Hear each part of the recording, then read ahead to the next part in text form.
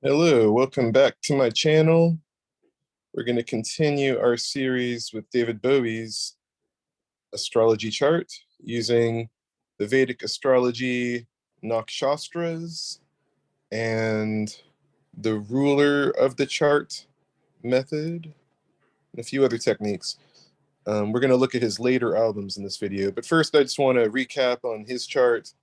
His ascendant is on the first degree of Shravana, putting it in the final degree of the hidden nakshatra called Abhijit, which is perhaps the most auspicious degree in the entire zodiac wheel, because, well, it just is. And for more information, check out my video on David Bowie himself. And then he's got a moon and Saturn rulership of his whole chart in Pushya. Pushya is ruled by Saturn. And so his mind is very stoic and focused and wise in how to use things, different tools to achieve the effect he wants with other people. And he's inspired by other people because of that part of fortune in Ashlesha. And then there's more details that I cover in the David Bowie video. So we'll just start off with that, and we're going to jump into his album Low. Let's see where Low is. Here we go. Came out the day after my birthday, January 14th, in 1977, 6 years before I was born. And so all of these are going to be day charts if it's an album release or a film release, unless it's a nighttime premiere of a film, but which most film premieres would be, actually, well, depending. But David Bowie's Low album, we're just placing it as a Los Angeles noon release when record stores opened. You know, Los Angeles is the heart of the music industry and the film industry. So that's really where I'm placing all of his albums, birth, location, and time. And then that's the day it was released.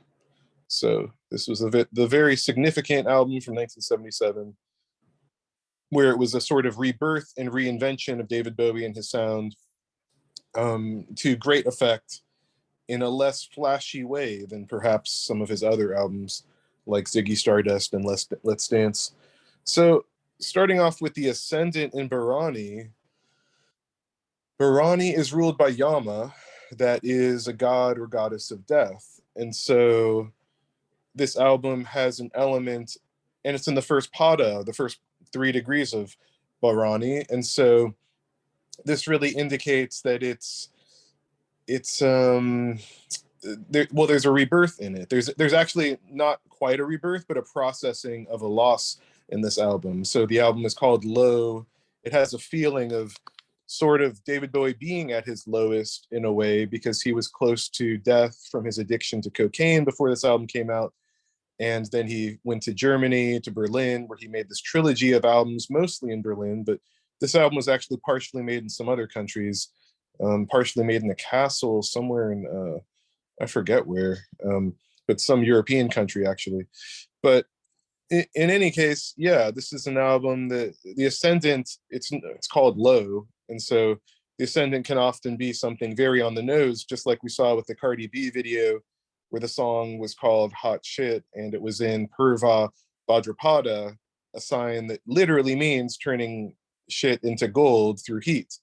And so, you know, in this case, there's something similar going on where Bharani is the god or goddess of death ruled, Yama ruled, and so having the Ascendant at the beginning of Bharani, it's really emphasizing how this album is about him being at his lowest, him being close to death. There's symbolism of rebirth throughout the album. And then you have Jupiter and Critica, which is in the first house, which is showing this first house has an energy of real excitement. So with the death is an energy of rebirth as well in Critica, because that would follow Bharani. Bharani is about death, but it's also about dedication. But in the first pada of Bharani, there's sort of this fiery, like burning off the things that are no longer needed. And then Critica represents the fire of something new, which is in a much more exciting place because of Jupiter in retrograde, actually, in this Critica placement. So that Jupiter in Critica is really showing that this album is leading with an enthusiasm for new techniques, new styles, new formats, Like the songs are very short. The first and second half of the album are entirely different in the way the second half is instrumental. First half has singing on it. And then there's all these electronic music techniques applied to this album, inspired by the music going on in Berlin and Germany at the time. That's why Brian Eno was there, and that's why David Bowie. So David Bowie really latched on to a lot of those cutting edge techniques that Brian Eno was really hip to, that bands like Kraftwerk and New and Can and Faust, all these krautrock bands and electronic musicians from Germany at the time were heavily influential on the sound of this album. So all of that newness, that's really the excitement. And there's an excitement for all that newness in this album that's just infectious. And it's why this album is legendary to this day. So the Ascendant having Jupiter in Critica in that first house, you know, along with the death of Bharani of the Ascendant, is very indicative of what the album is really all about, which is death and very exciting, explorative, energized rebirth. And now we have, I'm just looking up it here real quick. In the 11th house, we have Venus and the part of Fortune in conjunction in Shatabishak, a Rahu ruled nakshatra. And this placement, so there's beauty in the exploration of many different things, and there's success through the beauty found in the exploration of many different things. And this is an out because Shatabishak, it's also called the 100 Doctors or 100 Cures. It has 100 stars in its astrium formation, far more than any other sign in the whole Indian zodiac. So, and this is at the center of Aquarius in the 11th house. So there's 11th house is about gains. It's about collaboration. It's about, so the gains of this is his collaboration with Brian Eno and with, oh gosh, there's some other great contributors to this album that I don't remember their names, but some of those people from the krautrock scene in Germany collaborated. But the 1,000 Doctors, 1,000 Cures meaning of Shatabishak is all about different approaches being attempted, being applied to get to one that works. And so that's the usual interpretation of it. In this case, you could say maybe multiple things work, or just the process itself is what's so exciting about this album, is that it just has all these different approaches, just song after song, that can sound quite different. And the thing they have in common is, you know, Brian Eno's production just ties it all together really nicely. But it's a very eclectic album where some songs are more traditional sounding, others are like seem very abrupt and short, you know, and then it has all these instrumentals at the end, and it ends with a really beautiful song called Subterraneans, where David Bowie, in a very rare instance, shows his saxophone playing capabilities. So there's good fortune in the the diversity of sounds, the eclecticism of the album. And so that good fortune of the part of Fortune and the beauty of Venus in the sign is very much, you know, that's what that means. And then I guess we could see that I'm tempted to look at the Saturn next for some reason. The Saturn is in Ashlesha in the 4th house. Saturn has to do with death, limitations. Ashlesha has to do with sensuality. In this album, and then the 4th house is the inner world of someone. And so, and it's in Cancer, which is about somebody's inner world and a feeling of warmth or nurturing, being nurtured at home. And Saturn in the 4th house does not go well. Saturn in Cancer does not go well. And Saturn in Ashlesha, it's going to be a very harsh sensuality or a coldness around sensuality. And so in that way, this album is not sensual. It's not comfortable. The beauty of it is in expressing the actual feeling of lowness. And it's not an album like Joy Division's Closer, where it's just all about being depressed, because it also has that fiery enthusiasm of Jupiter and Critica.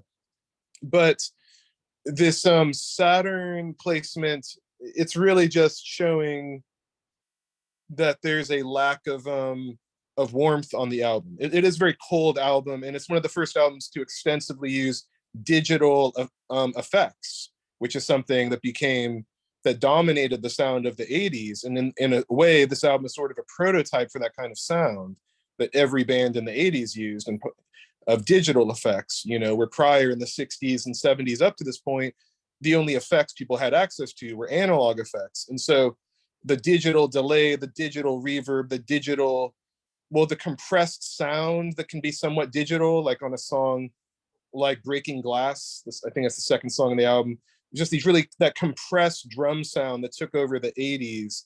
It really does lack a feeling of warmth and connection. It feels more cold, computer, digital, like even when it's an organic sound like a drum or a guitar or his voice, when it gets run through these digital effects, like the Eventide effects that were kind of some of the first, I think that might have been the basis for a lot of the effects, was an Eventide unit or two, that these digital effects had a coldness to them. So that's Saturn, and that reflects the mood of the album in general, and the lyrics of the album, the title, the album cover. It all has this distant, cold quality to it that, like the cover of the album is the color tone of the surface of Mars. It's like orangish red and desolate looking, and David Bowie almost looks like a vampire on the cover, but I believe it's a still image from the film he was in, The Man Who Fell from Earth, as is his previous album to this, actually, Station to Station. Fun fact that both of them have still images from that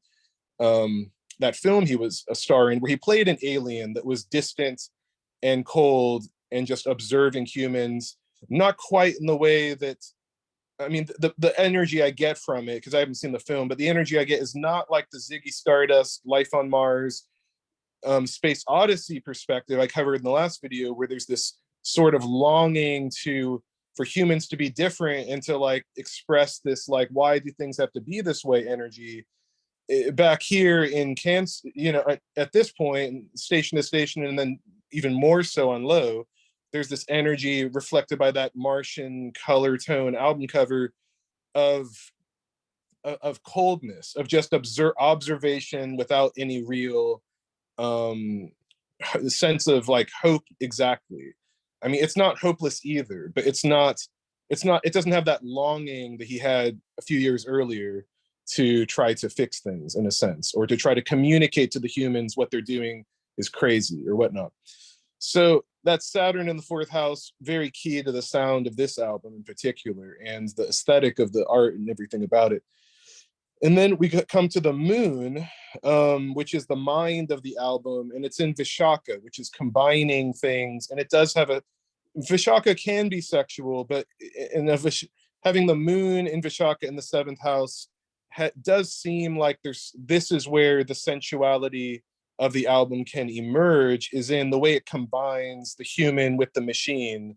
So the sensuality of the album is very it's very cyborg. It's very it's still in this avant-garde space of like, it doesn't feel warm or grounded. It feels, like the cold air of Libra, is being combined with this Uranus it's in conjunction with in Swati, where it's like Uranus is exploding out into the distant space of Swati, which Swati is all about going way, way far out there to come up with some new ideas.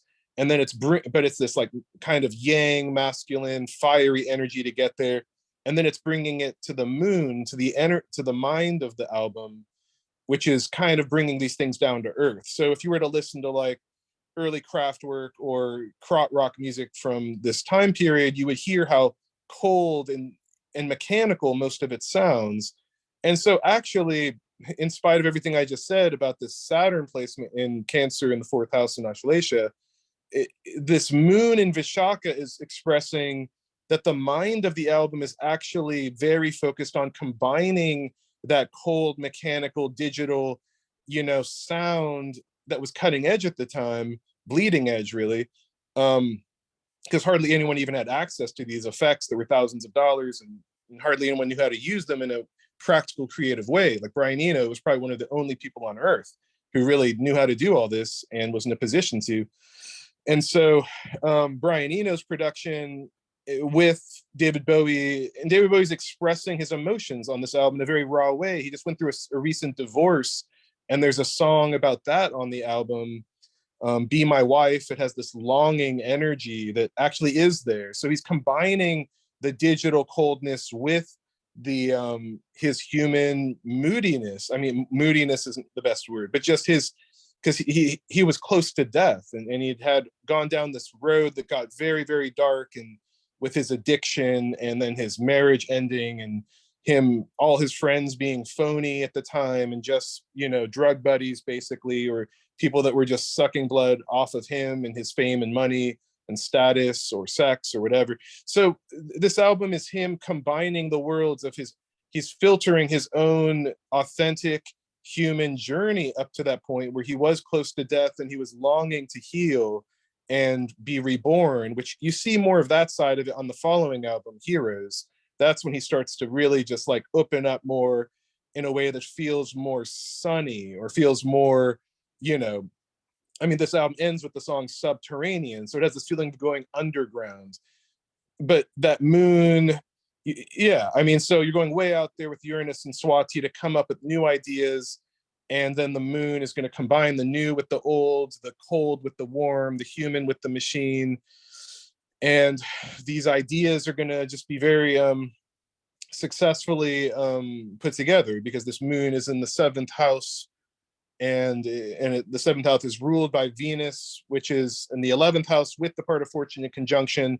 So there's just like a great success of how these ideas are combined in a very romantic way, but in a very unconventional romantic way, not in a, you know, homey, pastoral, like nurturing kind of energy because of that coldness of Saturn in the fourth house in Cancer in Ashlesha. This is something a lot more like, there's just this deep cathartic longing that goes along with this album. And then we're going to look at the sun in Uttara Ashada. It's on the midheaven. It's in its own ruled sign. I mean, sun rules Uttara Ashada, you know, and it's in the second pada of Uttara Ashada at the very beginning of Capricorn, right on top of the midheaven. So here we have like the deeper essence of the album, the heart of the album is really like starting a new journey at the beginning of Capricorn. It's showing off this mastery of David Bowie's mastery and Brian Eno's mastery, and Uttara Ashada is all about like a deep, like victorious mastery, like a victory lap, you know, way of approaching things. And so, and yet Uttara Ashada at the very beginning of Capricorn, like that, in the, you know, this is like in the fourth or fifth degree of Uttara Ashada. So it's like, where do we go next after we've already mastered so much, you know? And that's what this is about in essence. That's the core of the album, really. And the core of the album is, that's what I mean, it's on the midheaven, so it's something that's very apparent about this album. That is an album that shows off mastery of new techniques, of, you know, David Bowie mastering himself in some sense and overcoming his addiction, overcoming his isolation by at least singing about it, writing songs about it, putting into creativity. You know, this is an album that's about, you know, as opposed to dying from addiction, doing something transformative and reaching out to your friends, you know, for help, like Brian Eno and Iggy Pop at the time, and who were helpful to him at this time. So this album, it has a warmth to it, actually. So it's very, in this way, in the way that it's very excited about what it's excited about on this new leg of a journey of someone who's already sort of like completed other like epic journeys. That's what sun at the beginning of Capricorn in Uttara Ashada means. And it's very obvious and apparent that this is what the album's about, because that sun is on the midheaven. So it's very, the confidence of this album is just super high. Even though it's experimental, like everything about it is just like locked in, you know, where his next few albums after this, it's not quite as locked in. It's a lot more, I don't know, it's more angular, more strange, more experimental, and just different. But this album has the kind of, I mean, there's a reason why this is considered by so many David Bowie fans and music fans to be his greatest album, or in his top 3 greatest albums at least. And then finally, we're just going to say that the sun is the predominator of the chart because it's in the 10th house and it's above the horizon.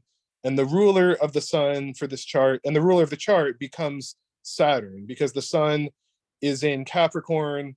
And the sun, it's really interesting because the sun is not happy in Capricorn and Saturn is not happy in Cancer. These are in the opposite positions where they would be very happy. I mean, the sun would feel very nurtured in Cancer, and it would be the emotions being nurtured, the soul being nurtured by, you know, feminine warmth and inner understanding. And Saturn and Capricorn in the 10th house would indicate, you know, a harsh but dedicated, you know, disposition and resolve on a journey, you know, like, whereas the sun kind of just wants to shine. It doesn't necessarily want to start a long journey in the cold. You know, it wants to just express its mastery, which it has in spades in Uttarashada. And actually, in terms of Vedic astrology, I would say the sun at the lower degrees of Capricorn in Uttarashada are actually quite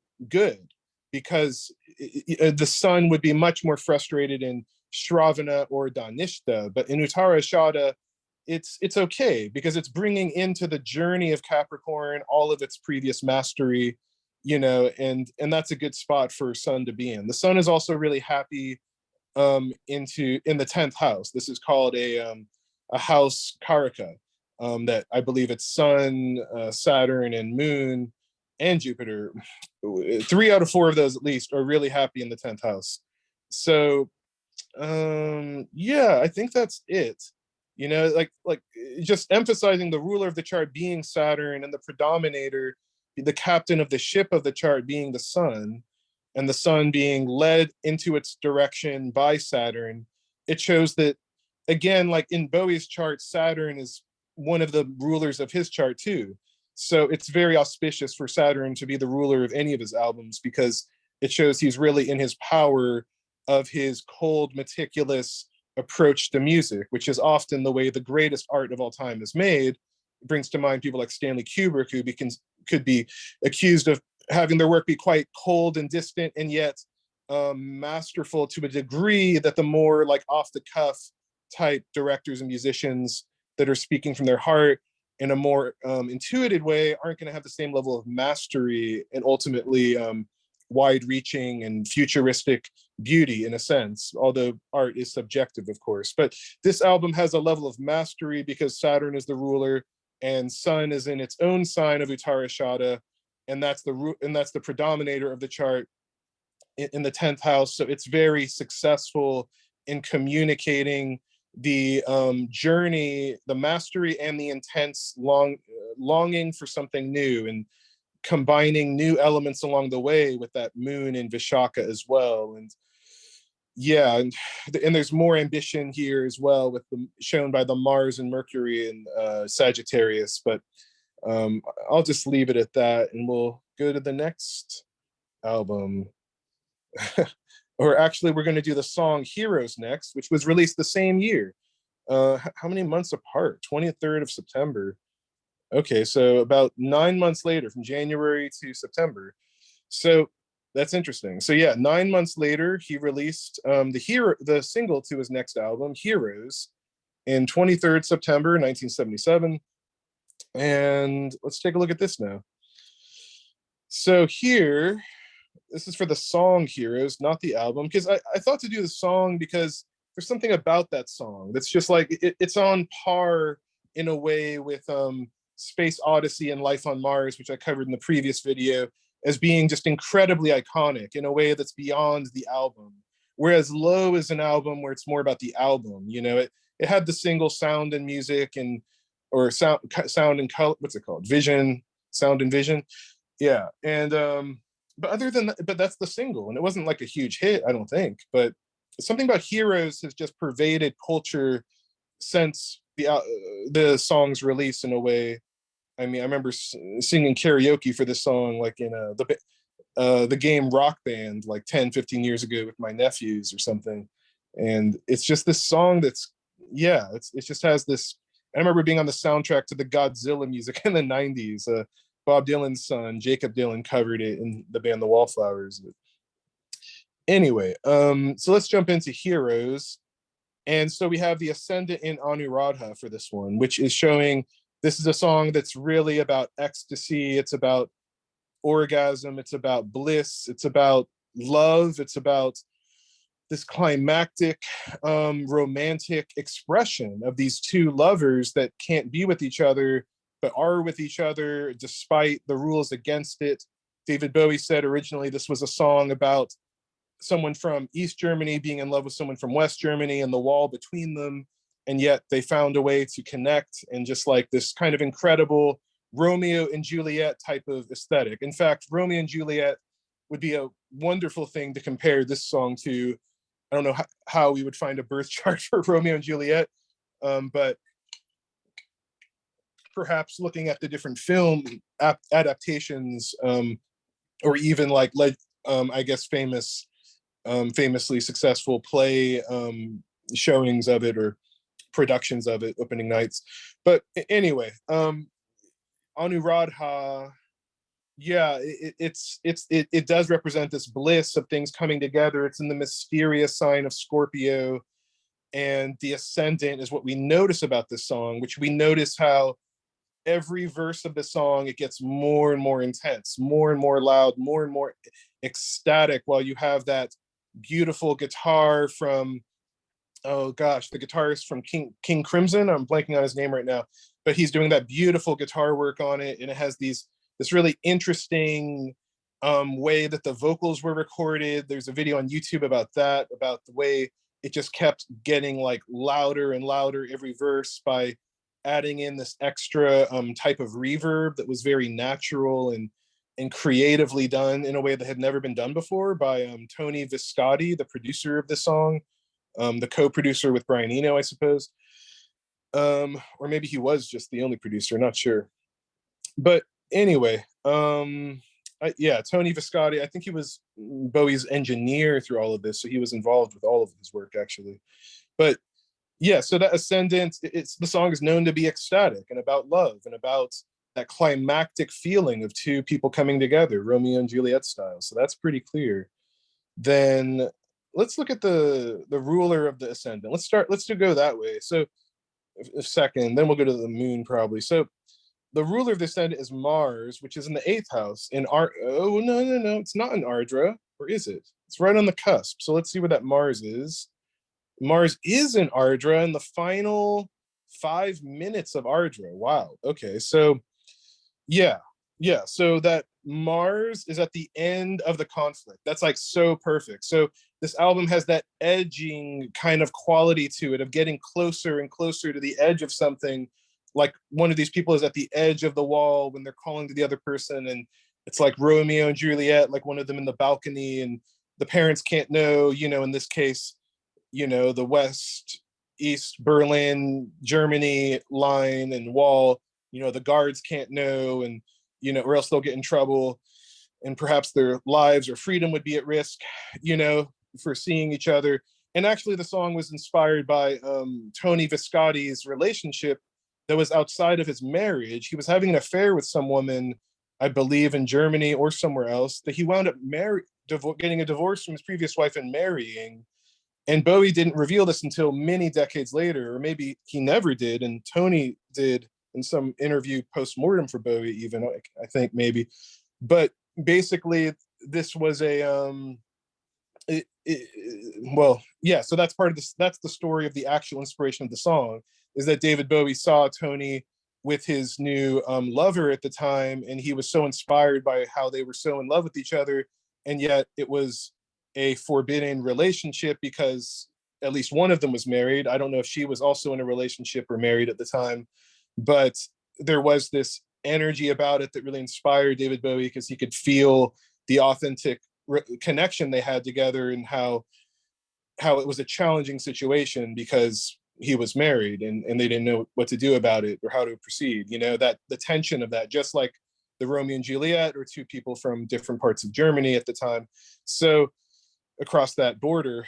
So Ardra is about conflict. It's, Ardra is about, it's really like the most heated, intense conflict sign of the whole zodiac. And so Mars energy is passion, it's intensity, it's courage, it's boldness. And so this is a song about boldly, going after what one really wants. And you're in the eighth house here of sexuality. Jupiter is there too. So there's all this enjoyment of the song that's coming through the tension of not being able to be together. And then the Mars at the end of Ardra, it's really in the final minutes of Ardra, it's really that tension, like longing to be released and being released finally in some way. And that's really what you see with the ascendant again in Anuradha, the ruler of that ascendant being all of this tension build up and release and enjoyment through the erotic connection and romantic connection. And then we'll go to the moon in, also on the cusp. It's at the very beginning of Shravana. And Shravana in the third house, which is at the center of Capricorn. Shravana is ruled by the moon. So, oh wait, no, it's not the beginning. It's the end of Shravana. I'm sorry. So yeah, this moon placement at the end of Shravana mirrors the Ardra placement. In fact, I don't know if there's an aspect here that will show up. No, because it would be like a quincunx aspect, which I could, just so you can see what I'm talking about. If I click on quincunx, it should show up there if I'm right.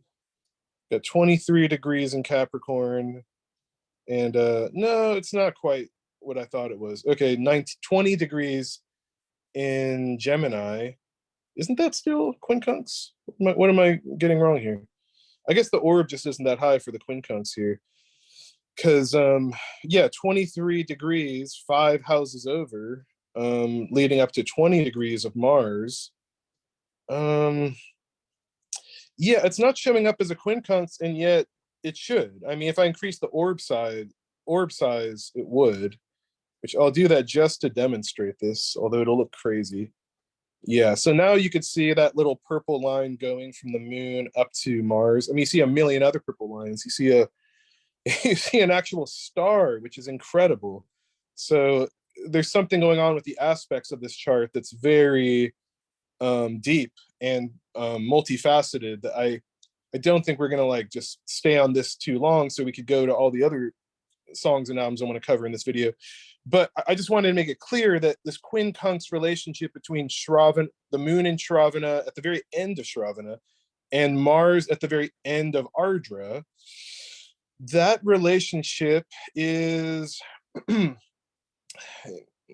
do I formulate this? So, well, first of all, let's start with the moon, and then we'll come back to that. That was just very interesting to me. Here's how I came to that conclusion and why I was off by a little bit, is because the moon is at the very end of the middle nakshatra of the third house here. And the same exact thing is true about Mars. Mars is at the very end of the middle nakshatra in the eighth house. Now, the only problem with that is that the middle nakshatra of different houses or different signs is going to be off by a few degrees. So it's not going to form a perfect aspect. That's why, if we look at it again real quick, the moon is at 23 degrees and Mars is at 20 degrees. And yet they're both at the very final degree, basically, of their nakshatra, which are in both cases the middle nakshatra for the moon Capricorn and for Mars Gemini. So yeah, I just wanted to point that out. And the quincunx relationship is expressing an awkwardness, but a necessary dynamic. An awkward, necessary dynamic, something that's really important, but it's unconscious. If you're familiar with human design at all, there's this concept in the human design system, which is kind of like a modern variation on astrology based around the I Ching and a few other things, chakra systems and stuff. But there's this concept of like conscious and unconscious and semi-conscious or sometimes conscious traits in somebody's chart. And so this would be an unconscious connection between the mind and the passion of the song. And the mind of the song, and and it might seem a little silly I'm going into this much detail about a song's chart, but these are also techniques in what I'm expressing here that you could apply to any astrology reading of a birth chart, yours or someone else's. But anyway, going back to the moon in Shravana, Shravana is ruled by the moon. This is all about sort of divine wisdom being received. It's very musical. And I mean, in a nutshell, the song is just very musically competent, and it's received some kind of like divine inspiration, guidance, wisdom that's really guiding it forward. I mean, it's not the most important aspect of the chart because the moon is in a cadent house, it's in the third house.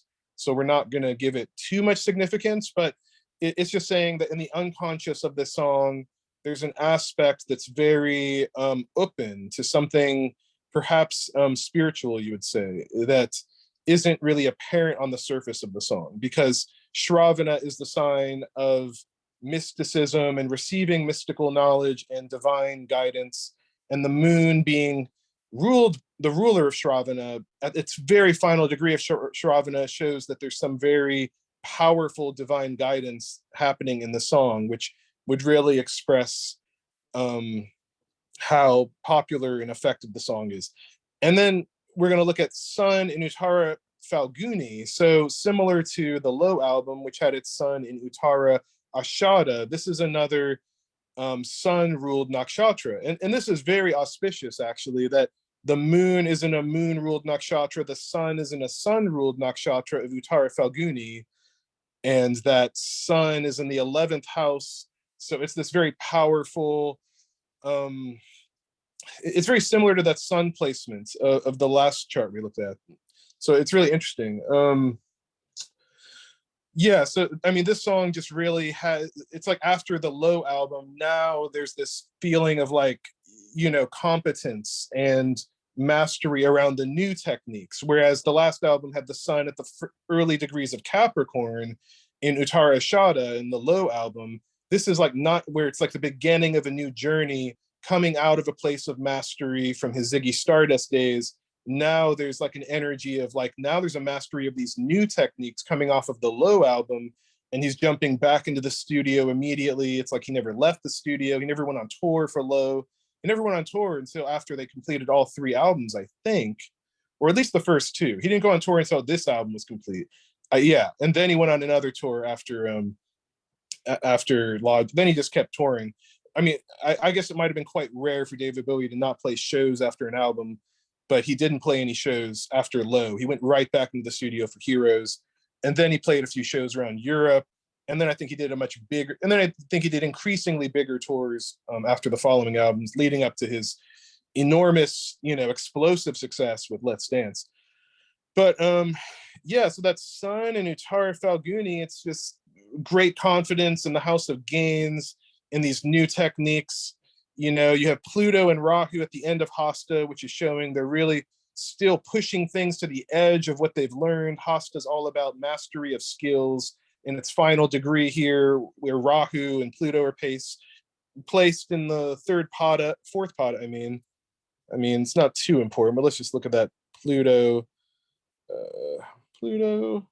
Yeah, fourth pada. You see how Pluto and Rahu, Hasta pada 4. That means it's in the final 3 degrees or thereabouts of that nakshatra. Hasta is symbolized by a hand. It represents mastery of skills, especially in that fourth pada. And so Rahu is kind of like the chaotic force, and Pluto is also a chaotic force. So there's this explosive chaos that's really mirroring what's going on over there in Ardra. And actually, you could see there's this powerful square relationship, that white line going from Rahu and Pluto directly over to Mars in the middle of Gemini in the very final degree of Ardra. So we have this energy of controlled chaos and that tension that wants to be released. And then the thing the song's known for is the release of the tension. But when you listen to the song, it's kind of nothing but an intense buildup that it's hard to say how it gets released. I mean, he's pretty much yelling at the end of the song, like the 3rd or 4th verse, the final verse. He's like, his voice is so loud, and EQ dynamics because of the strange natural reverb production techniques of the song's production by Tony Visconti and or Brian Eno. I mean, the climax of the song is just so like cutting and intense, and so this is a very effective song about romance and a sort of tension buildup and orgasmic release that keeps people coming back and back to the song again and again and again, because it has that, it's perhaps the most romantic song that David Bowie ever wrote and recorded. Yeah, and this Sun and Saturn in Leo and Maga in the 10th house is very curious. I mean, again, this is showing the coldness with Saturn and Venus, the beauty of something, the beauty of the mastery of these techniques and how they're executed, you know, is just very prominent again for this song.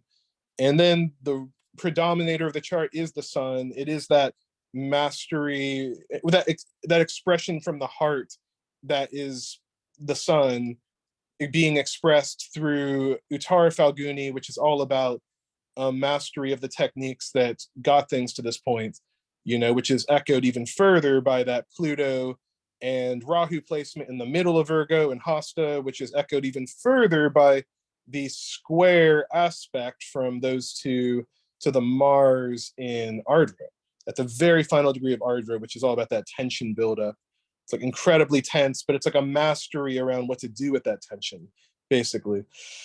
And so the predominator of the chart is Uttara Falguni, is Sun in Uttara Falguni, which is ruled by Sun. So it's very powerful there in the House of Gains and working with others.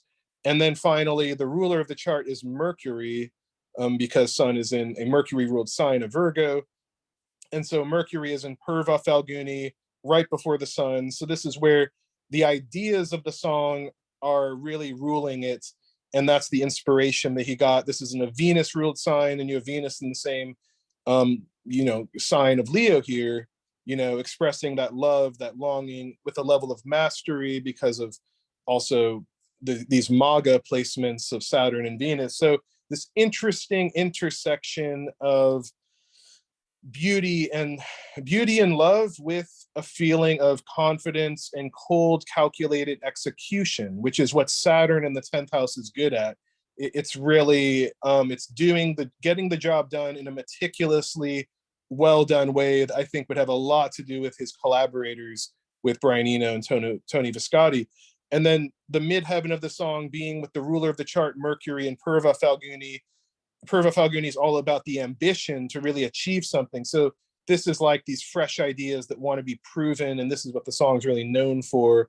And it succeeds because there's a deeper, heartfelt mastery around the emotional content that's inspired the song, and that has to do with the Sun being the captain of the ship of this chart, whereas Mercury's the mental execution of it all, which has Sun and Venus in conjunction in the 10th house, all incredibly auspicious to really make this such a great, you know, just legendary, iconic, just one of the greatest songs ever made. So, all right. So with that being said, we go to the next album of Scary Monsters. Let's see. I might go through this one a little quicker. I think we have 3 albums left counting this one, and I'd like to get them all done in this one video. So, whew, yeah, let's just keep going and see how it feels. I definitely want to get to Blackstar. I have this, Let's Dance, and Blackstar, just so you know. And we have the Ascendant in the very beginning of Anuradha. So this is another one with Ascendant in Anuradha, just like what we just looked at. And so, yeah, that Ascendant in Anuradha on Scary Monsters, it's going to be the same thing, except this is at the very beginning of Anuradha. So it's going to have more of an ambition to get to that orgasmic state. It's not quite there. It's going through kind of wishy-washy, strange places to get there. I can already tell because we have Uranus and Vishaka right before that ascendant in close conjunction, actually, in the 12th house. So that means there's this real passion to combine things, but it's in the house of loss. So this is an album more about embracing the confusion and embracing things coming together, but in a very strange way, I guess, that's, where it doesn't quite work or make sense quite in an obvious way. And you see the fortune of the song is in Mula. I mean, I kind of want to see, oh, it's not going to tell me the part of fortune nakshatra, but yeah, I mean, I could just look at it and get an idea that, I mean, it's either third or fourth pada of Mula. It's the last 4 degrees of it. But Mula is all about, part of fortune is about the good fortune, where the album really succeeds. And Mula is all about intense root. Well, it's symbolized by a root. And it's all about cutting things down, burning things down to the roots, getting back to the basics of things. And this is an album that it was another reset button after the Berlin trilogy. It's very experimental in a lot of ways, but it's also very bare bones feeling in a weird way. Like, even when it has a lot of things going on, something about this album feels very direct and almost in a way that feels a little uncomfortable. And also, this was the album that Trent Reznor first heard by David Bowie, that he was most influenced by, really, because of that. And you could hear that Trent Reznor has this very cutting, minimal sound, and he has 2 placements in Mula. I think it might be his ascendant and sun sign, or moon and ascendant. It's like 2 out of 3 he has in Mula. And so the good fortune of this song, or this album, Scary Monsters, it's really in the intense directness of it. I mean, this is a very strange album. I mean, the title of it's called Scary Monsters and Super Creeps. I mean, just from that title alone, it's a strange journey. And having an ascent at the beginning of a bliss feeling with a long way to go to really realize it is, it's showing you that there's something about this album that's bleeding edge. It's not quite, but not in the way Low was, where Low wasn't actually bleeding edge in a certain way, because it was just capitalizing on techniques that others had already done really well. And then he was just incorporating that into a Western pop music, rock music structure. He was combining 2 things very effectively, where if we go back and see the Vishaka placement in the Low album, I just want to, as a quick reminder, wasn't there one? Yeah, of course. The moon is in Vishaka at the final degrees of Vishaka. So the mind of Low was all about combining things effectively. Whereas here we have, in the same part of Vishaka, we have Uranus, which is not about a mental stability. It's the total opposite. This is about things being upended at the very end of the 12th house, where things are all about being let go and used up. And then we have in the beginning of the ascendant in the beginning of Anuradha, where it feels something exciting about this and cutting edge in a way that hasn't been explored yet. It's going off into new territory in a way that's exciting but uncomfortable. And then we have the moon of this album in Chitra, which is Mars ruled, and we have Mars coming right after it, actually. But and we have close conjunction. We have Lilith and Pluto with this moon. So the moon, I mean, anytime the moon's with Lilith, there's going to be this unease in the mind. There's going to be a longing, a tension, because it's the dark node of the moon with the moon. I mean, so the moon is the mental perspective. Lilith is a traumatic response to things that's going to go in the direction of withdrawal or obsessiveness. And having Lilith with Pluto, it's like this edgy, like, intensity in the 11th house, where it's really successful in Chitra, which is all about beauty. But then the moon at the end of all this in Chitra, it's showing that the mind is like ready to let go. I mean, this is a really intense combination, actually, where you see the successful aspects of the intensity with Lilith and Pluto in the 11th house, but the moon in the 12th house in the third pada, well, yeah, I should third or fourth pada of Chitra. So these are all in Chitra, which is all about, dramatic beauty, and it's symbolized by a jewel. And so the mind is making something very beautiful out of all of this tension, all of this complexity, and all of this strangeness. But there's also something tragic about it. And when you think about the lead single of the album, this was the Berlin trilogy is when he tried to get sober, and he was and he wasn't. He was more sober than he had been. But this is the album where he's first really communicating that he has a drug problem and he's not the superhero that people have made him out to be. And you get in that lead single, Ashes to Ashes, where he's talking about we all know Major Tom's a junkie, and it has this kind of like depressing mood that chorus ends on, that goes into this beautiful synthesizer plucky refrain with vibrato, and it's just so beautifully strange, and there's no other song even like Ashes to Ashes by anyone, I don't think, that's quite like it, although it was very influential to other songs that came out in the 80s. This was a very innovative song, one of David Bowie's most innovative, and this album as a whole is as well. And so that moon at the end, it's like the part of fortune being in moolah. It's like you're getting the good fortune by cutting down to the truth, down to the core of Major Tom's a junkie, I'm not a hero, it's really that. And then it's the same thing here, where Pluto and Lilith are saying there's this beauty and the intensity and the trauma and the drug addiction. There's a beauty in expressing that feeling of loss, of what this has cost him, of how he's struggled to deal with his position in life, being famous or wealthy or successful, that it's just left him feeling alone with his own issues that he's tried to self-medicate with. I mean, which is a very common story with people, like David Bowie. And so he's really getting to that point of truth with the part of fortune and moolah, the moon at the end of Chitra in the 12th house after Pluto and Lilith.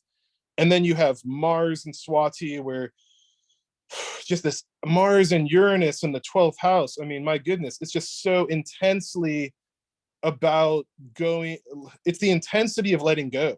It's about this real rock and roll energy of like, I mean, Mars and Uranus is like super, rock, and you have these really rock, heavy songs on the album, like what's it called?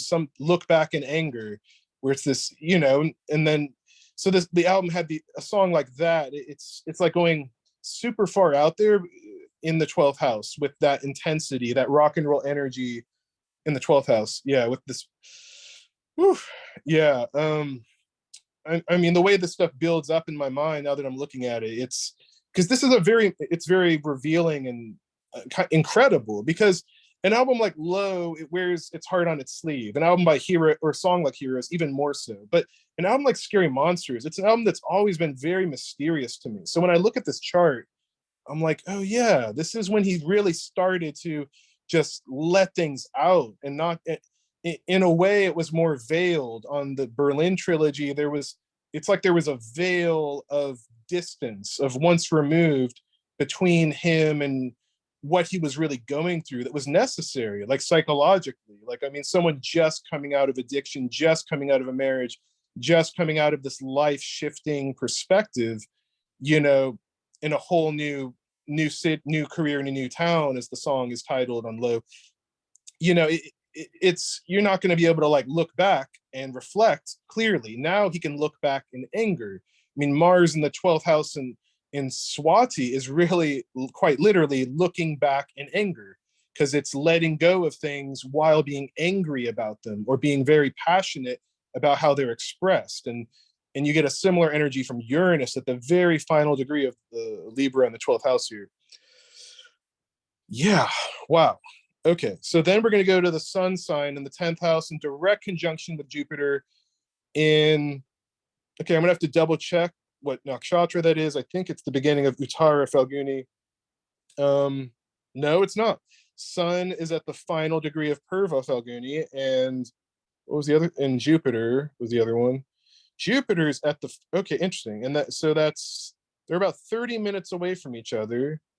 And Sun is only 7 minutes away from where it switches to the next nakshatra of Uttara Falguni. So these Falgunis are coming up again.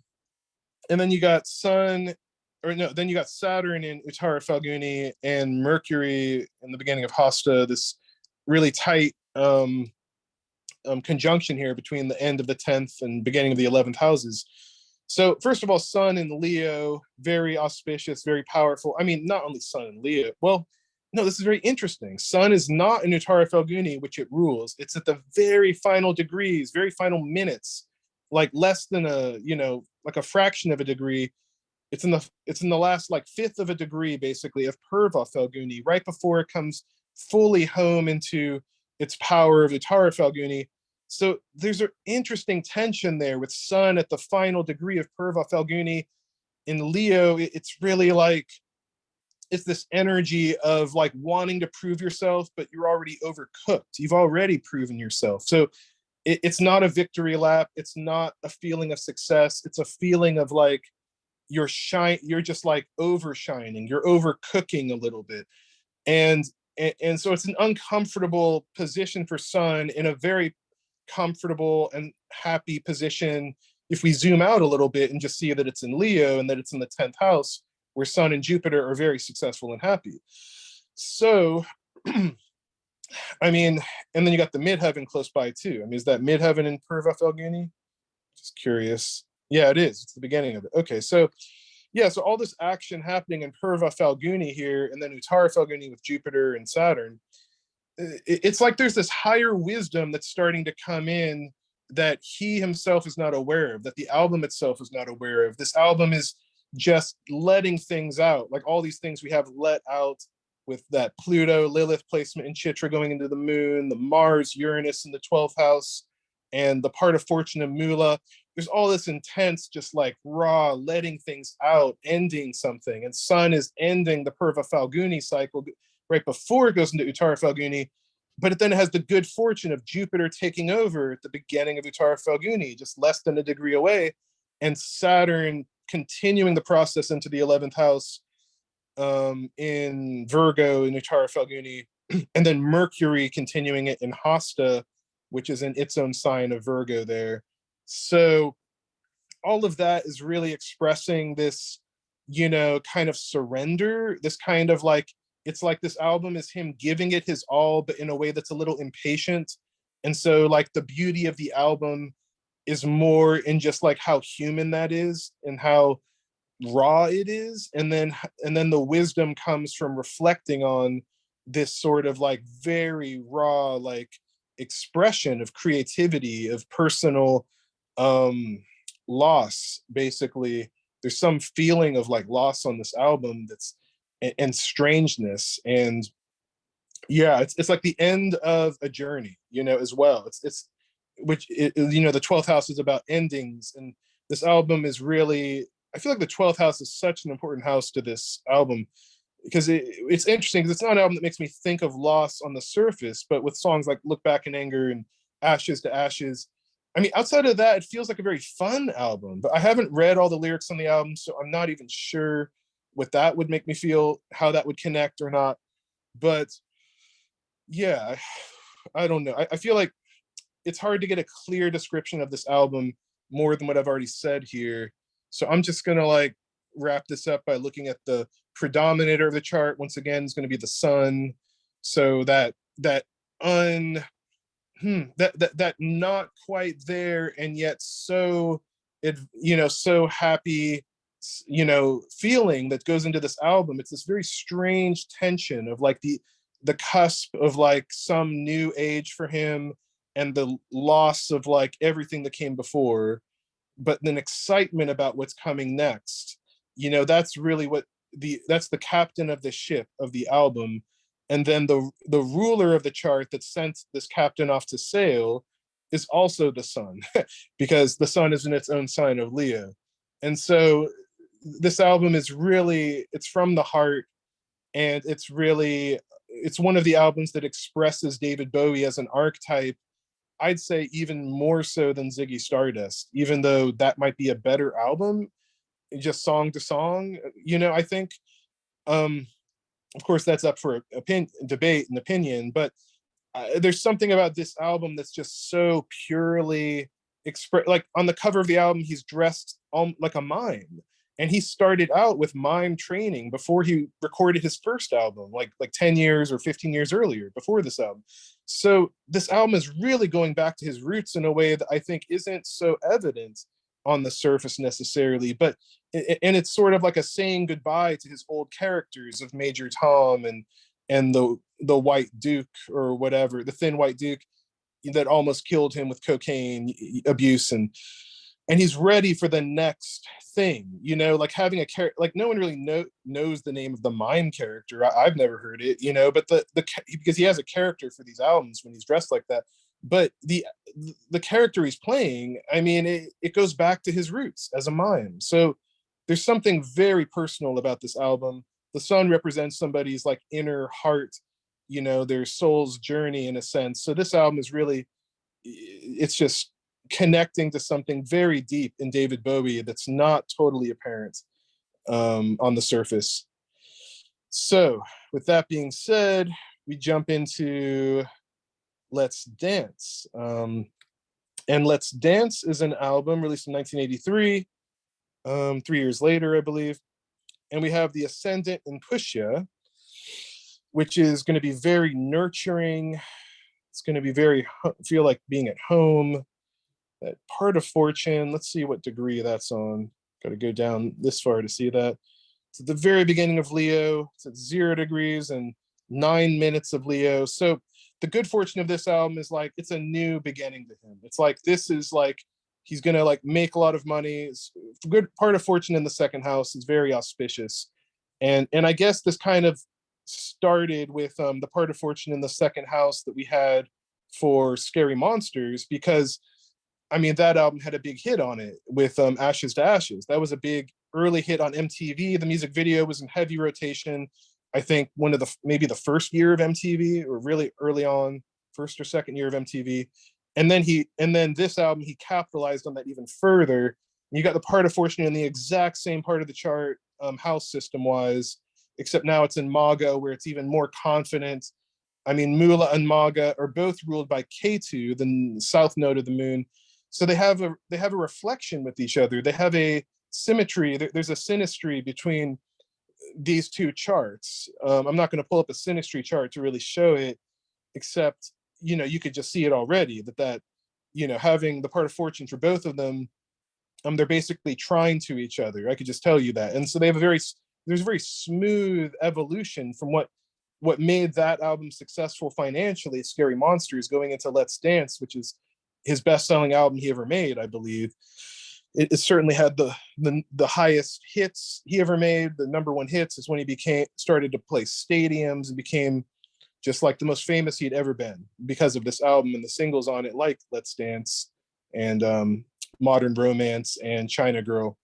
And then, yeah, Cat People, I don't know if that was a big hit, but it was really well used in Tarantino's Inglourious Bastards, although that's a tangent. And it wasn't even the version on the album. So that's a big tangent. But Ascendant and Pusha, it shows that this is an album where, like, finally, we haven't seen a single David Bowie release with the Ascendant in a water sign, I don't think. And so now it's like they're always in these air signs, or what did we just have in Scary Monsters? We had the Ascendant in an earth in a water.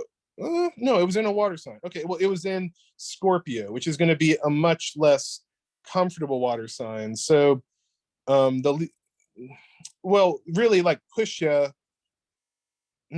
Okay, so it's not about the water sign. It's more directly about Cancer. Cancer is the comfort water sign. Scorpio is the more out there, uncomfort, like distant waters. And then Pisces is more uncomfortable as well, but it's a mixture of comfortable and uncomfortable. But the natural ruler of Cancer is the moon, which is all about nurturing energy. And Pusha is the most moon-like, even though it's ruled by Jupiter and Saturn in a co-rulership. Pusha, it's about wisdom and it's about nurturing. It's about divine feminine, Empress from the tarot deck, kind of nurturing energy. And so the Ascendant being in Pusha, it means this is an album that just feels very cozy. I mean, this is like one of those albums from the 80s that people would just play over and over and over, that was just in heavy rotation with the singles, and he got just a whole just boost to his career in the 80s through it. And so that's just pretty yeah, but we're not going to see the same level of personal. It's like all of the personal excavation that he got out of him in the previous 4 albums that I guess hit its peak in a way with Scary Monsters, which it was his shadow, his Scary Monsters and Super Creeps. It was that part of him just on display for the world to see, his addiction, his, the kind of the dark side of all of his, uh, what made him famous, what made him a genius in a way, or just what plagued him psychologically and emotionally. This album is the opposite. It's just about having a good time. And so that Ascendant and Pusha, it's an album for people to dance to. It's an album for people to just have a good time to, basically be nurtured by. And then we have the Moon and Sun in the 10th house together, incredibly auspicious, for as far as like success and being well received, and we have Saturn in Libra and Swati, which is Saturn's exalted in Libra. And so I want to mention that real quick. So in the unconscious of this album, it, again, like as I mentioned earlier in one of the previous albums on this video, a very well-placed Saturn for David Bowie is going to be the strongest placement possible for him, as well as a well-placed moon, because his birth chart has a moon Saturn rulership. And so having Saturn in very close to the maximum degree of exaltation, about 10 degrees away, but still it's in Libra, and it's there with Pluto. It has this explosive energy of ambition, but being able to like go out and bring ideas back and not be overwhelmed by them. This is an album that and this is beneath the surface of this album, because this album is not perceived as cutting edge, futuristic by any means, and yet it actually is, because this album helped define the sound of the 80s with how successful it became. And it was very well executed in terms of songwriting, production, choices of who was involved. Like he got Stevie Ray Vaughan to play on this album before anyone knew who he was. And he got Nile Rodgers to produce and play on some of these songs. So, I mean, this album is just so well executed, but that's beneath the surface, because it's not the one that all of the avant-garde artists are ever going to mention. Oh yeah, like Trent Reznor's not going to mention Let's Dance. He's going to mention Low or Hunky Dory or Ziggy Stardust or something like that. Like, and yet Let's Dance taught Trent Reznor and everyone else from the 80s how to make popular music as an avant-garde artist. How do you apply those techniques of, just futuristic thinking to something that will be well received by the masses, that will make them want to dance? And then a decade later, Puff Daddy's going to sample the song Let's Dance and turn it into a hit all over again. So, I mean, that's kind of just in a nutshell what that Saturn exalted in the 4th house is really saying, that under the surface, this album has a very high level of technical wizardry and proficiency that's really going into it. And then Jupiter in the final degrees of Anuradha with Uranus and Scorpio in the 5th house. So the creativity of this album is just really explosive and ecstatic at the end of Anuradha with Uranus and Jupiter. It's just like expansive, explosive, fun, and sensual and sexual and exciting and just creative. Like, it's not just stuck in its head. It's out in the world, and it's really giving an expression of just like the beauty of love itself, of ecstasy itself, of bliss and happiness itself. With this Uranus is basically very tamed by that Jupiter at a higher degree in this very end of Anuradha. In fact, is it in the end of Anuradha, or is it over? No, it's at the beginning of Jayastha. So that Uranus is really capturing the explosive energy at the end of Anuradha. And then Jupiter is the one that's capturing it at the beginning of Jayastha, where it's just collecting all that energy in a way that can be expressed in the 5th house of creativity effectively. If the Jupiter wasn't there, the album would be a lot more explosive and raw in a way that wouldn't be tamed. Whereas that Jupiter can tame things in a way in Jayastha that's just going to be more not fully evolved, you know, but it's going to be collected and expressed very joyously, because that's the nature of Jupiter. Jupiter's not going to try to like figure out all the puzzles musically or anything. It's just going to like let the energy loose in a way that's fun, you know, and then leave it to other people later in the 80s to figure out what do you do with these musical ideas, because David Bowie himself didn't really figure it out, like how to he didn't even, well, he did, he I don't know, if he technically tried to evolve the sound of Let's Dance, the album. I don't think he did. I think he just kind of repeated the formula of it for 2 more albums, and then later said those were his worst 2 albums he ever made, which, you know, a lot of people agree with. But regardless, I mean, the point is this album did actually open on some really new doors with that Exalted Saturn, and it did have this very fun energy. But that Jupiter at the early degree of Jayesta, it's really saying this is just opening doors. It's not really getting to the final degree of something in terms of like an album like what did we cover last time that did that? Ziggy Stardust, where it kind of like was the ultimate glam album, you know, just like that kind of killed the genre in a way, you know. This album is more of the beginning of something for other people to expand on, if that makes sense. And then let's look at the moon and sun in the 10th house in Aries. Moon is in Bharani, which, as I said earlier, can indicate death because it's ruled by that. We also have Mars. Okay, so we have Mars, Moon, and Mercury all together here. Mars is kicking it off in Bharani. We have the sun in midheaven in Ashwini, but yeah, we have actually quite a stellium here, extending from Venus in Kritika back to the sun in Ashwini. So yeah, where do I even start on this? The stellium, I'll just say, I wanted to go to the moon. So let's just say the moon in Bharani, well,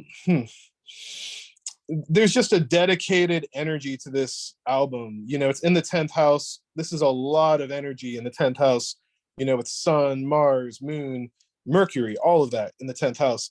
And Mercury being right on top of the moon, meaning that whatever the album is thinking, it communicates very effectively, very well. And Bharani is really about hard work, well executed, that's already been decided upon. The sun is at the early degrees of Ashwini with the midheaven, which is deciding on something new.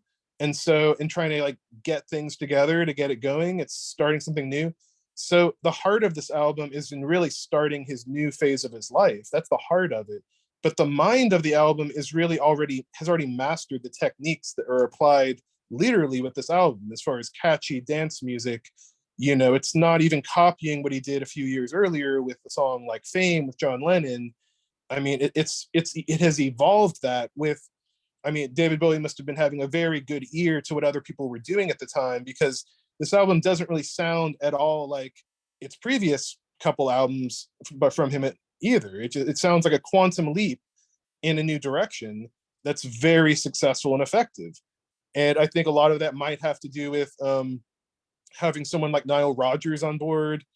I don't know, but he just really captured some new cutting edge techniques that were very mainstream friendly, but also very fresh and felt very authentic to where he was at the time, just wanting to let loose and have fun. So this, you know, Mars, I mean, well, Mars in Aries, that's its sign. So, and Sun is exalted in Aries. So the album has this very dynamic, masculine energy that's at the forefront of it, which is not something I would have thought about immediately, but it makes sense because it's this very dynamic album that's very, it's very overtly sexual, I guess, with how it's about like mood music, modern romance, China girl, like let's dance, like it's like going to on a dance floor and literally asking a girl in this kind of bold way. You're not even asking, you're not demanding either. You're just saying let's dance, and she could choose to or not with you. It has that kind of energy where he's just, of course it's David Bowie, so not too many people would say no to dancing with David Bowie at the time or ever. But the real energy of the album is like just this bold, like let's just forget everything and let's just dance, you know, let's forget all the heaviness of the 60s and 70s and the Vietnam time and now the Berlin Wall's down by now. Was it? It must have been, right? But it was starting. This album is like sort of reflecting the optimism that began throughout the 80s, that kind of like some, like the cocaine 80s, which, David Bowie did get back into cocaine at this point, or at some point in the 80s. I'm not sure when. He went back and forth with it. And I don't think he got totally sober until he met his wife, Iman, at the end of the 80s or early 90s. But in any case, this album has an energy of like, let's start something new, let's have fun. That Sun and Midheaven and Ashwini is all about this bold, starting something new, very, very effectively, very capably. Mars is just continuing that energy into fruition. The Moon and Mercury are executing it and communicating it, just like in total coherence with everything else going on here in Aries in the 10th house. And then I guess, the 11th house having Venus in Critica in Taurus, which Venus rules. At that point, you have, you just have like a sense of the gains of the beauty of this passion, because Critica, ruled by the sun, is very passionate. And so Venus in the final degrees of Critica is really expressing the beauty and the musical, effectiveness and the danceability, the sensuality of Venus in its own sign of Taurus. So, you just have this, the stellium is just so auspicious, incredibly just well aligned with, Sun and Mars powerfully placed in Aries, Venus powerfully placed in Taurus, and this beautiful stellium and sequence from one to the other between just 3 nakshatras is just incredibly auspicious. So, and then you have, the part of Fortune and Maga. I mean, this was just bound to be like and then you have the exalted Saturn at the same time, and this very interesting Jupiter Uranus placement. Whew. So yeah, this album, very effective. In fact, if you were to ask most people who had ever listened to a David Bowie song, across decades, this is actually the one where you would get the most responses. It wouldn't be Rebel Rebel or Ziggy Stardust or Changes. It would actually be a song like Let's Dance, because this is when he was actually at his commercial peak and where his music was reaching the world globally in a way it never had prior or after, really. Because, for better or worse, that was just sort of the fate of David Bowie's career, that this was the actual peak of it, where he was just playing nothing but sold out stadiums like everywhere he went around the world. And yeah, so anyway, let's just see. The predominator of the chart is Sun in Aries, where it's exalted. Very, very powerful, auspicious sign for the predominator of the chart, the Sun, to be exalted. And then it's ruled by Mars, which is also there too. So, the ruler of the whole chart, it has this energy of the captain of the ship and the one who sent the ship out to sea are both in total coherence, totally on the same page, in alignment with each other, no conflict whatsoever, and both exalted and just the ruler of their own sign.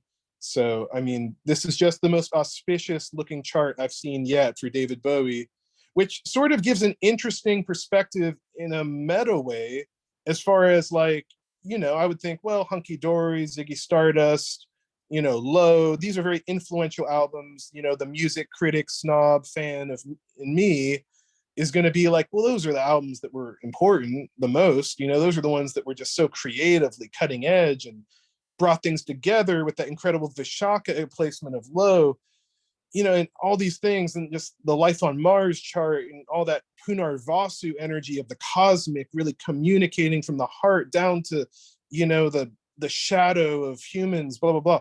Like, but look at this. I mean, we just have like people having fun, dancing with like this expression of his masculine side, just like in full brightness, shining in the sky with that sun, that new moon. It's a new moon, actually. It's something new, with the Mars in its own sign, conjunction with the sun in exaltation.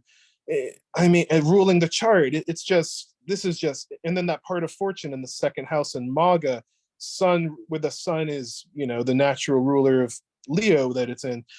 I mean, this sign, it's just, and then you have the ascendant in Pusha, which is giving this feminine, nurturing energy. It's like, it's not a harsh ruling Maga. It's not a harsh sun and Mars and Aries, which, as auspicious as those placements are, could still come across as like going into battle or something really intense. But instead, we have an ascendant in Pusha that's bringing this all to a place of much more balance, because we have the moon in the same sign of Aries. So it's like that moon together with the sun and Mars, and then communicating from an actual more of a moon perspective than a sun perspective, because of that Mercury in direct conjunction with that sun. I'm sorry, with the moon, with a more advanced degree in the sign of Aries and Bharani. I mean, which is a more feminine sign actually, because it's ruled by Venus naturally. So all of this is showing there's a real balance of yin and yang energy, you know, that's just very fun and light. I mean, as intense as I'm getting, just like, you know, I'm inspired by the beauty of this chart. It's just incredible. And so, yeah, I'll just leave it at that for now. And we're gonna look at our last Bowie chart for this video, or you know, any video anytime soon, probably, which is his final album, Blackstar. And so Blackstar, this was his last album, and we have the success of the album right off the bat. The part of fortune is in the last sign of the zodiac in the 12th house, Ravati, together with Uranus. It's this explosive, like, oh gosh, I mean, the Uranus coming right after the part of fortune in Ravati in the 12th house.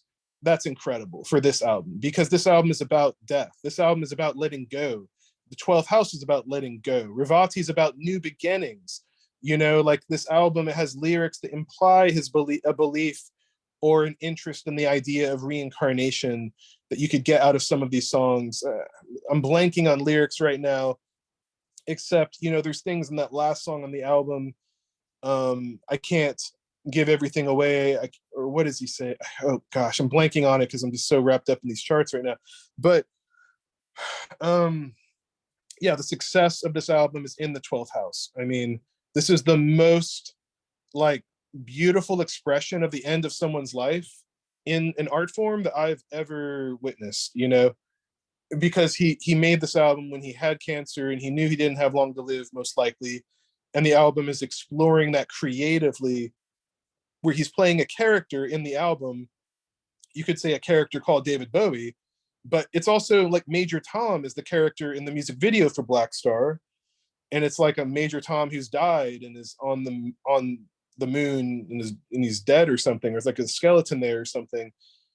And so there's something kind of spooky about the album, and the 12th house is spooky. Ravati can be spooky, especially with Uranus there. There's going to be an intensity to that end of the cycle of life, which this album is. Like, I feel like Lazarus is one of the most powerful songs I've ever heard. And it has that energy of like ecstatic, like, I don't know, it's not longing, it's not catharsis, I don't know what it is. It's something that's just basically pure transcendence itself, that comes from only from somebody living at the end of life and fully embracing the very end of life. I mean, he posted a picture of himself 3 days before he died, and I think that music video came out like right after he died. But he made that out. I think he made that music video for Lazarus like the month before he died, or 2 months before he died. And so you just see, and you see him shaking in the video, and you can just see that's his energy, that's his spirit, really just like that Uranus energy of explosiveness, of passion, of cosmic, you know, energy coming through, that's explosive and transformative. It's like he was just embracing that energy of transformation at the end of his life in a way creatively that has very rarely, if ever, been documented in even in a similar way to that I almost said that movie, because the music video feels like a movie, but in the album and in that video, yeah, and that whole thing of him like rising up into the sky and the way he's floating, and it, because most times you hear a song about the end of a life, it's very like ethereal, and that song's not ethereal, it's something else, and the album's not ethereal, it's something else, you know, it's something that's just so mystical, you know, it's not just in some kind of relaxing or conflicting there's conflict in, there's a lot of conflict in this album, so we should look at that. Okay, well, let's continue with the chart. I mean, this, and we'll see how these things show up. But I'm just getting so much significance out of that single placement of this part of fortune and Uranus and Revati in the 12th house. That's just so on the nose, so to speak, that the success of the album is in the house of death and transformation. It's in the end of Pisces, the final sign. It's in Revati, the final sign. It has this explosiveness of Uranus, and it has this like feeling of cyclicalness of Revati, and the embracing of that in the part of fortune in Revati, and the explosive energy of Uranus there. I mean, that's just incredible. And then the ascendant in Ashwini. So the album, it's interesting. The album's known for being a new beginning, and in a way it is, because I mean, if you look at like websites that rank, you know, David Bowie's albums or rate them from, you know, thousands or tens of thousands, hundreds of thousands of users, there's this huge dip between Scary Monsters, or that, yeah, basically Scary Monsters up until Blackstar from 1980 to 19, or from 2016. I mean, so you have like a, what is that? That's 36, is that right? 20, 36. Yeah, you have a 36-year gap between albums that really rank like moderately from David Bowie. I mean, you know, basically that's just flat out what it is. I mean, certain albums like Heathen and The Last Day were kind of ramping up to this and were a little more well received. But everything he did in the 80s got bad reviews. Everything he did in the 90s got bad reviews. Everything he did in the 2000s, short of Heathen to some degree, got bad reviews. And then he made The Last Day, and then he made this as his final album. And this album is actually ranked in his top 5 albums by most rank websites that rank his albums according to user reviews. And so, yeah, in that sense, this album is a new beginning. And, you know, sadly, we didn't get more albums from David Bowie after this. It would have been incredible if he somehow managed to survive, because he actually did have more ideas for what he would do next. There's reports that he was planning on making more music. He wasn't just stopping and giving up. I mean, he was making that music video a month before he died. And he, at the same time, he knew he probably was going to die. I mean, he was very open about that with his friends, or like Dave Grohl has this great story about, you know, how, you know, he, at the end of the email, like Dave Grohl says, "Oh yeah, I'll see you later," and then David Bowie replied and said, "Probably not." He didn't say definitely not, that he knew he was going to die, but he had this like very cutting sense of humor that was very blunt, gallows humor, you could say, where he would just tell a friend, "Oh, you probably won't see me again," you know. Not as a way to get sympathy, more as like just an observation that's kind of just like staring death and the prospect of mortality right in the face, and this brutal honesty. But that ascendant in Ashwini, it was a new beginning, and this album was known as a rebirth for his au revoir, his you know, what's the word, you know, just, I guess au revoir works, but it just sounds pretentious. But but this album was a sort of new beginning, a big boost in his catalog. That's the word I'm looking for, as far as like quality and how it was received. And just like the whole feeling of new ideas on it. He got a whole new band together for this album. He got all these jazz musicians and classical arranger woman from his home of New York. And it's this very interesting album in so many ways. And then the mind of this album is in Moolah, which brings us back to Scary Monsters a bit, his last very well-received album critically. And so, yeah, which had its part of fortune in Moolah in the 2nd house. Now this album has the moon in Moolah in the 9th house. So it's getting down to the core of something again, where just like Scary Monsters had its success in getting to the core of something, you know, of what he'd been going through and processing through the Berlin trilogy, and getting sober and facing his demons, and Scary Monsters, Super Creeps, which were all really just parts of him, and the mime imagery and all that stuff. Now we have the mind of this album is really in Mula. It's in that same thing of getting down to the core of things, except it's in the ninth house of spirituality. And we haven't seen that much in the ninth house for David Bowie across the board of any of these videos so far. So it's very interesting that his last album would actually have the moon and the sun and the midheaven and Pluto all here in conjunction in the ninth house, which the ninth house is very spiritual.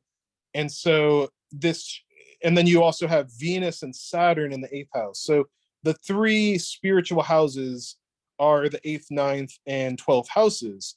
The 12th house is about transformation and ego death and physical death as well. Eighth house is about spiritual mysteries. Ninth house is about spiritual things that are more out in the open and known. And so this is about his mind getting down to the real core with Mula. It's getting down to the roots of what he really believes in. And he's putting it all out here on this album. Like you hear mysterious things, because the beauty of this album, we still have Venus in the eighth house, in Jayestha, together, direct conjunction with Saturn. So this album is communicating very beautifully the mystery of I can't give everything away. I can't tell you everything, but here I am. I've got, skull shoes and, all this stuff, that he's saying in that song, that last song on this album, last song in his final album. And everything he says on Blackstar and Lazarus and all the other songs. And Saturn is death, so there's this beauty in death in Scorpio, which is mysterious and also can deal with death. It's interesting that it's about sexuality and death in different ways, and it's about mysteries.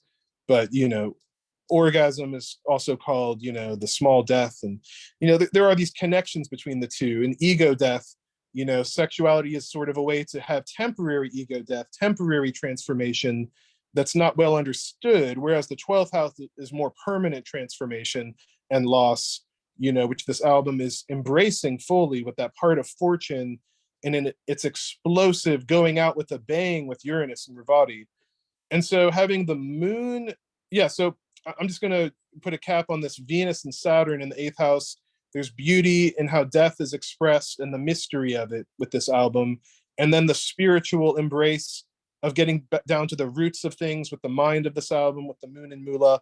And then the sun in direct conjunction with the midheaven and Pluto in Purva Ashada. This is like the ambition of the song to really communicate transformation and death, with Pluto signifying that, and the sun on the midheaven in the ninth house.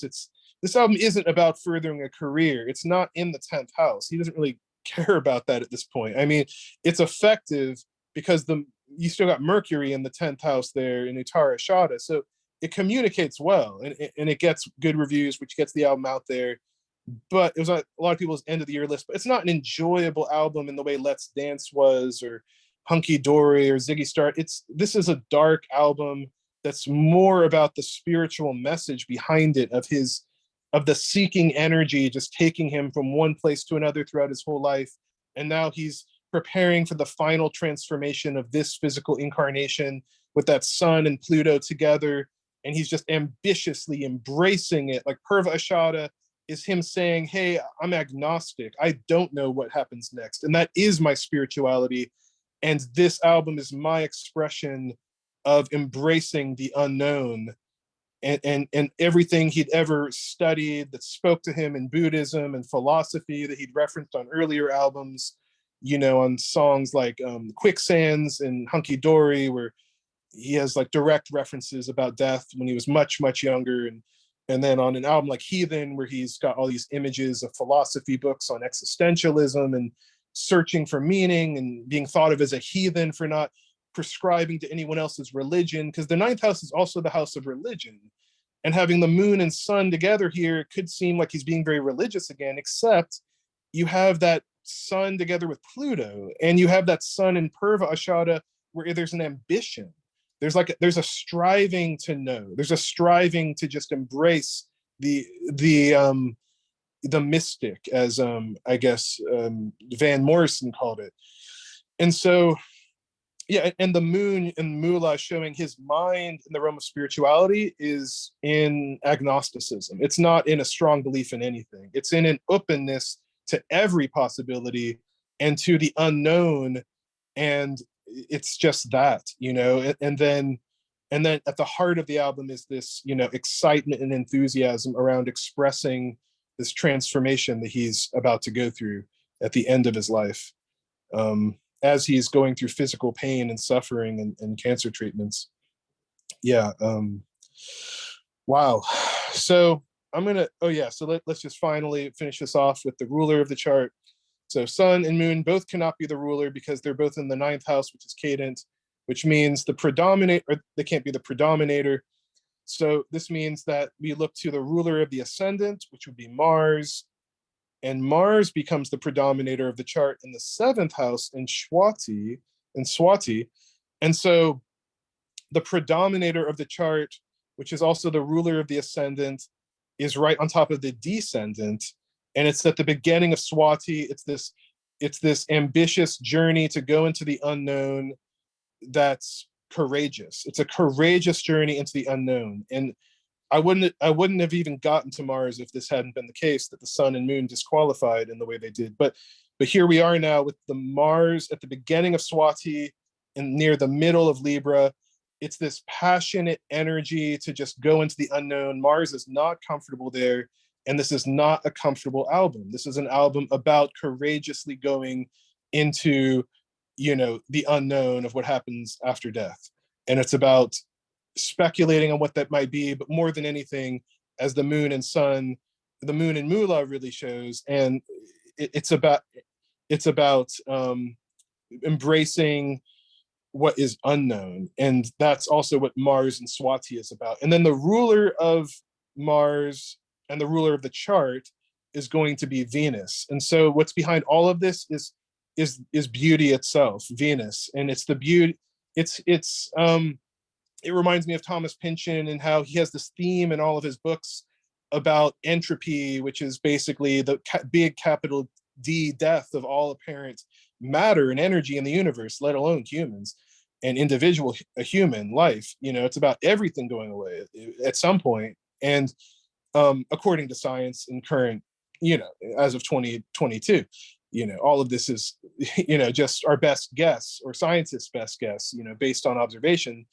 I have my own ideas about this, but Thomas Pynchon has this idea of entropy being the great villain of the universe and reality itself.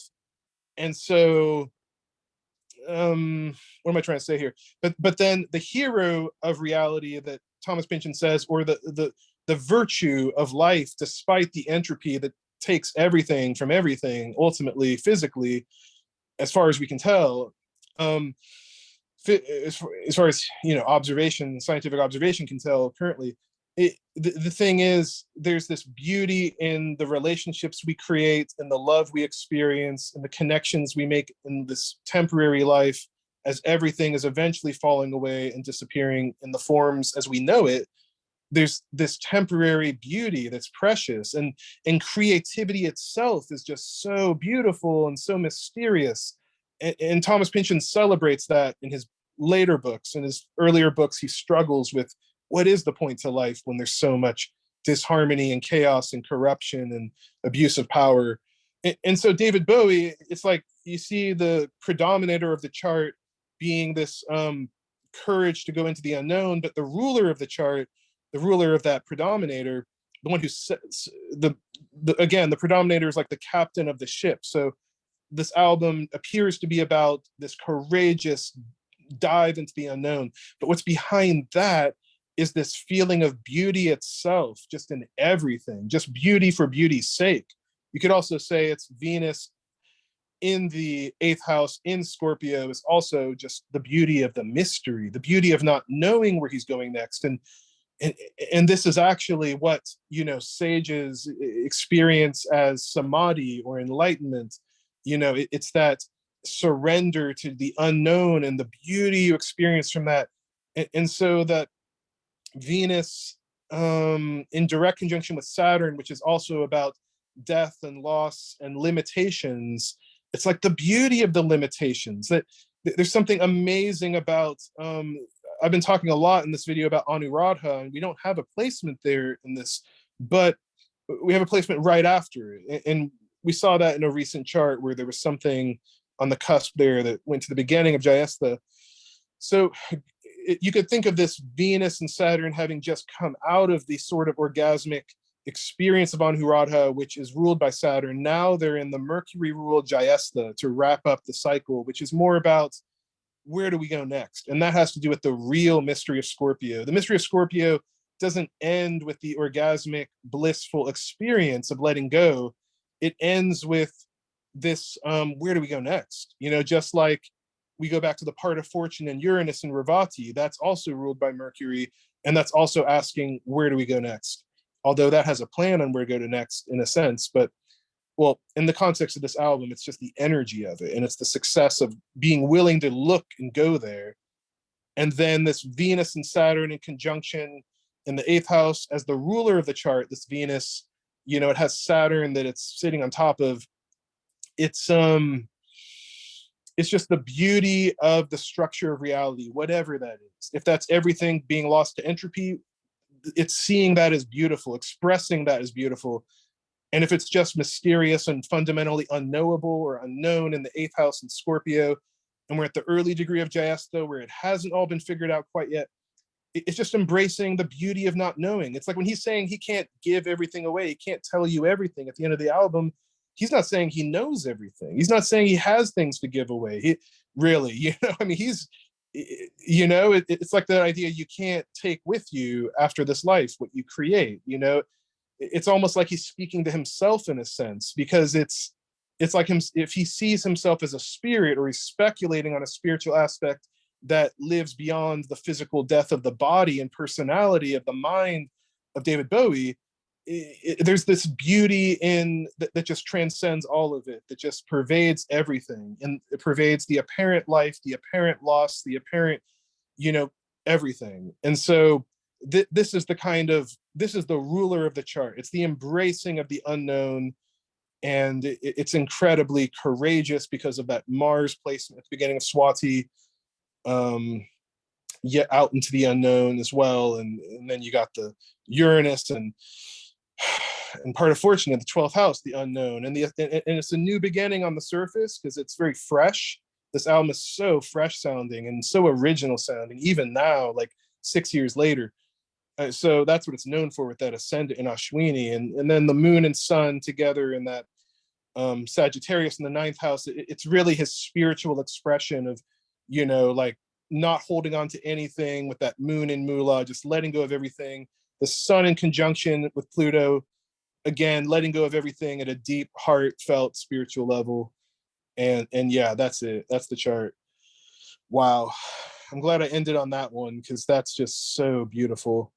I mean, in a way, those last two charts, I'm kind of amazed that Let's Dance and Blackstar both turned out to be like perhaps the two most beautiful charts of all of the like the 10 or 12 I must have looked at in these last few videos. So yeah, thanks for hanging with me if you made it this far into this journey into the exploration of the astrology of David Bowie and his creative albums and work. And if you liked this video, please leave or give me a like and leave a comment. It'll help get this out to more people. I'd really appreciate it if you enjoyed this video, and I'll see you in the next video. I hope you have a great rest of your day.